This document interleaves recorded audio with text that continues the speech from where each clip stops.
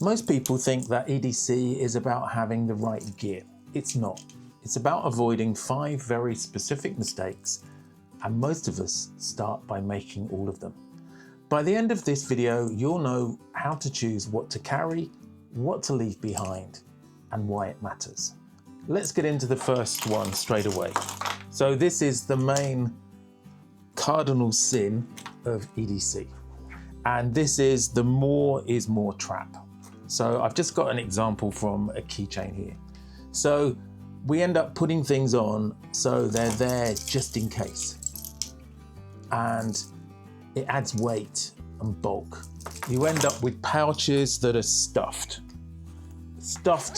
full. So this is a tool pouch, and if put together wrongly, you'll see a lot of duplication, a lot of dead weight. Now, the best item is the one you actually carry and you can reach for and you can get to. And one of the sayings of the EDC community is 2 is 1 and 1 is none. Now, in a survival preparation situation, I can understand that, but most of us are going through our normal lives without that. So when you're looking for true EDC, and by EDC, I mean everyday carry, what you carry every day, think about what you actually need. Now, a good way to do this is the 7-day audit. So you carry stuff for a week or a month. You could do a 30-day audit, and you carry stuff and you decide whether you're going to use it or not. And if you're not going to use it, you put it to one side. And that's what I've used to get my keychain down to a minimal amount. So I have a flashlight or torch, I have some tweezers, and I have a small pry tool. That links in with my wallet carry, which is where I carry a pen and a Victorinox multi-tool, and then I'll probably back that up with a knife of the day. And what I like about that is I can rotate them through. I'll go through a bit more about that later. But so try to avoid over carrying, because it just weighs your pockets down. And there are a lot of people who have keychains like this. Not only will they have many keys on, probably more than they need, and what I've chosen to do is to just have my front door key. All the other keys are kept inside, and I don't need to use them much. But they have things, so a tape measure just in case you need it, a whistle, a torch. Have I got a torch on there? Yeah, I've got a torch, a corkscrew, some scissors, and a penknife. And there's a lot of duplication there and a lot of stuff that, quite frankly, I don't need on an everyday basis. Now, would I maybe use this lighter? Well, yes, I might do, but I choose when I want to take it out. And as I live in an urban environment, as I work in an office or at home, I don't need to have this every day. If I'm going out for a walk and I'm planning to take a stove with me, I'll put this on my keyring, so I've got it handy. So that's the first EDC mistake, over carrying. The next mistake is buying tactical when you don't need it. Now, this Buck 110 is a fantastic knife, and you can see it needs a bit of a clean. Now, I don't carry this much for a couple of reasons. One is it's not legal carry here in the UK. The other one is that even if it was, it is way over the top for my sort of urban environment. So one of the things here is to carry a tool that matches the environment that you're in. And as fantastic as this is, and I love the Buck 110, think about something that's maybe more suited. So, you know, it could be this canoe. As if you just need a knife, this does everything that you need to do in an urban environment. It has much better social acceptance as well. And some people see social compliance as a weakness, and I've seen this in the comments when I've talked about it before, but I see it as intelligence. Not standing out in your environment is an important thing. So if you need to use a knife at work, then this may be a better alternative, or a good old-fashioned penknife. You know, if you want something that's And that's plenty for most of our needs. In fact, when I go into the office, because I have my Companion Slim A-locks without a blade, often I'll take this little buck and it's just perfect for cutting up fruit, which is all I need to have in the office, or opening an odd parcel. So over specifying is one of the other things. And another example of that is the Swiss champ, or Swiss chump as I prefer to call it. Now this is fantastic and I know some people love it, but as an EDC tool, I would never carry this on my person. What I used to carry a lot of is this. So the Midnight Manager, which has most of the tools that I was using on a daily basis. So scissors, nail file, an emergency pen, which is great when you're traveling, a very small multi-tool, and a nice small blade. And this, when I've carried it, I use every day. This, when I tried carrying it, there were just too many tools and I just found I didn't need them. Or when I did need them, I was at home and I had access to a toolkit. So be careful about over specifying, and particularly about buying tactical when there's a need to be discreet. Now the next one is ignoring maintenance and carrying a dead tool. So it's important that whatever knife you carry, even if it's this one, which is a great little fruit knife, to make sure that it's reasonably clean and that it's sharp enough to do what you need with it. Making sure it's not gummed up. If you've got a torch, making sure that it has a battery that works or is recharged. If it's a lighter, making sure that you've got gas. A pen, making sure that it works and that it's got a refill. It's not difficult to do. It does involve a little bit of time, maybe just once a week, just checking that everything that you're carrying is working, because otherwise when you need it, then it's not going to be there for you and it's just dead weight. So if you're interested in knife maintenance, particularly for Victorinox, but it works for any other, then I've got a video you can check out, and I'll put a link here and I'll put a link at the end of this video as well. So ignoring maintenance, that's a big mistake. It's no good in having this nice gear if we don't look after it. Mistake number 4, and this is one that, well, maybe it's just because I'm a bit tight, but going in expensive before you know what you need. So a very simple example of this. So this is where you go for a premium knife right from the start, or you go for a premium multi-tool. So here's an example. These do almost the same thing, but one is under $20, the other is $50. So maybe before you splash out on the Leatherman Micro, maybe check out the next tool, S0, because basically they do the same thing. You know, you might say this does it better, but do you need to have these sort of scissors in your pocket every day? And maybe you do, maybe you don't. Maybe you don't need a separate one. Maybe it's fine to do what I do, and eventually I worked up to having this, which is the Companion Slim A-locks, and it has a fantastic pair of scissors. And this is how I choose to have my scissors every day. Other examples of that are people that go for a titanium pry bar for a £100 pen. Now, I've got a good example here of when I was first getting into EDC, I bought a cheap pocket pouch, and I had just a cheap pen. I think this was a couple of dollars, hardly anything at all. You can buy a load of them, but it's a pen, it works. So if you want to carry a pen with you, it's a good way to do it. A good Victorinox to start with is the Waiter, and it's got the usual excellent blade. It's got the combi tool with the can and bottle opener, and this does open a can really well.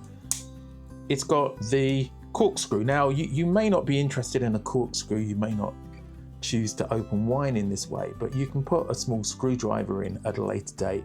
If you wanted to use it as a tool when you go camping, you can get a small ferro rod to go on there as well. And it comes with a toothpick and tweezers as well. So, but it's super cheap. It's one of the cheapest Victorinox you can get. And then a torch, and this is just one of the Audit ones.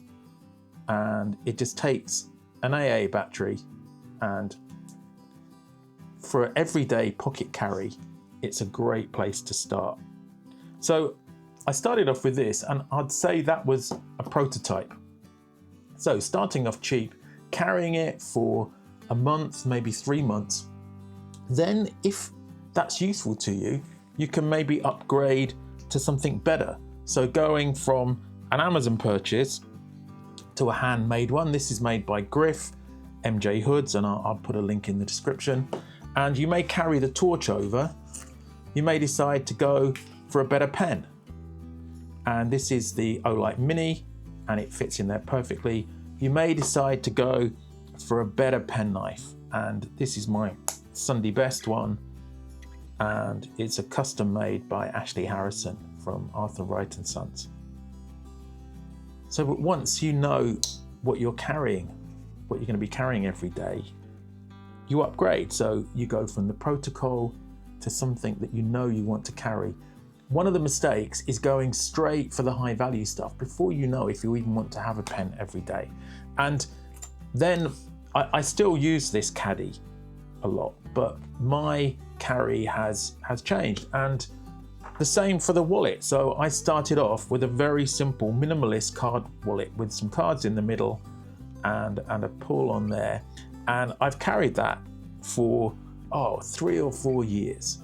This was super cheap. It was a Pel Toro, again from Amazon, and it's cheap. It's cheap leather, but it wasn't bad. That worked out really well. And then when I decided I wanted to move away from having a separate wallet and slip, I spoke to Griff, and he produced this slip wallet for me. So in here I have my cards, I have my Companion Slim A-locks, and then the pen of my choice. And I've sort of upgraded pens a bit. Sometimes I carry this, which is the Kaweco Lilliput, because I do like writing with a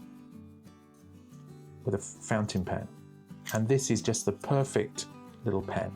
Or I carry this, the Fisher Space Pen. So I've upgraded my pen, more expensive, but nicer to write with, and that's one of the better ways to do it. So avoid going inexpensive, and avoid titanium, brass, avoid the £100 pen when you can start off with something. Avoid the £100 wallet. Work out what you need to carry, prototype it, maybe work through a couple of versions as they wear out, but you at least get the use case. Is it something you're going to carry every day? This is linked into the first one, but it's about carrying for scenarios. So as I say, my everyday carry, my normal carry will be my keychain, my wallet, and then my knife of the day. And it could be something small like this, depending on what I'm doing. It could be this. It could be one of my vintage knives like this. So having this setup allows me to vary and to enjoy carrying the knives I have. So this was one that I got recently. It's at a flea fair, and it's a Victorinox budding knife. So if I'm doing a little bit of gardening, I might pop that in my pocket. But I keep the other things, I keep the same. So I think about my day, and then I add to it. As I said, instead of having this on my key ring, I have these ready to go. So if I'm going out for a walk and I'm taking a stove, I'll take this small lighter with me.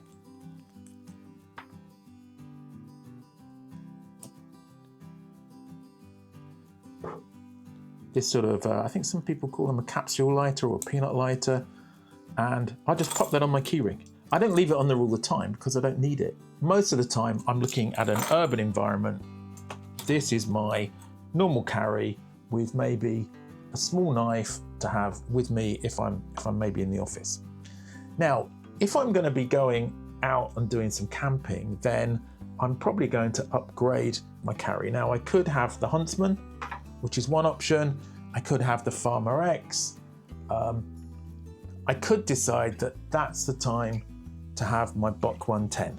So not normal UK legal carry, but if I'm going camping, I've got a good reason to carry a locking knife.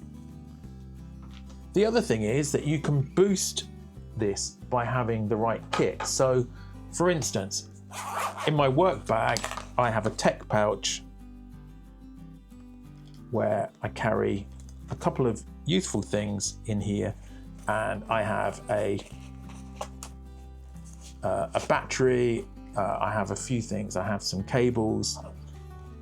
So what I need on a everyday tech trip, I also include, because I use this for traveling when I probably haven't got a knife, then I carry this, which is the Victorinox nail care. So that's an example of knowing that I'm traveling, knowing that I'm going to work, that's my tech pouch. Another example is to build a fire starting pouch, which I have here. So if I'm going to go camping, or if I'm going somewhere for the day and I'm going to be making a fire, I have a specific knife here. So the open nail, the great thing about this is it's almost a throwaway knife, and it's great for a ferro rod. I have a few things in here. I'm not going to go through this today, but that's my fire kit. So I have a little pouch ready to go. And what I will do is I'm going to have a mini toolkit as well. I use this as an example of complete overkill. So, you know, if you look at here, I've got way too much stuff. I don't really need a torch in here because I have one somewhere else. I've got 2 sets of tweezers. I've got 3 sets of pliers here. But if I get this down to a single version of everything, I think that could be a great toolkit to have in my glove box. So think about what you need for the day. So building on this minimalist approach and then adding to it. And so that's the 5th mistake. So just going through those 5 steps briefly, and how you get to a great minimal carry and something that's flexible depending on what you're doing that day.